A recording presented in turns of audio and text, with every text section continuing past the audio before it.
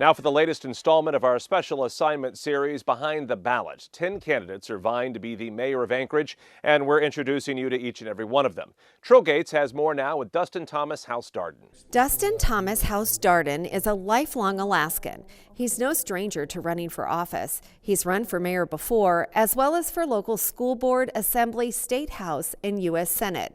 This go-around, he says 3 issues are on the top of his mind if he becomes mayor. One of my top issues would be public health. Number 1, public health. Number 2, constitutional freedoms and liberties. The third thing would be defense. I wanted to know Dustin's thoughts on issues voters are talking about. We sat down recently in Midtown Anchorage. The first topic I asked about, homelessness. It's important to understand that these are people first before they're homeless. But at the same time, it's important for us to have a dignified environment. Dustin believes that giving people a hand up rather than a hand out could make all the difference. What doesn't work is handing them federal funds. So what the vision is to get people employed and engaged in something they have a passion for, and that they thrive to a place where they don't need the handout, so that the funding isn't any longer needed. Dustin is a school bus driver. Like many Alaskans, he's navigated the roads this winter, a winter with record-breaking snowfall. He believes the city could learn a lot from the private sector when it comes to snow removal.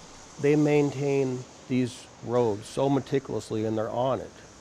I believe we can learn from these service areas who aren't such a large government, but the smaller successful portions of Anchorage that when it snows, they're out there in their tractors and their snow plows and their dump trucks that night, sanding the streets. What, as mayor, would you do to improve the downtown and attract new business and new people here?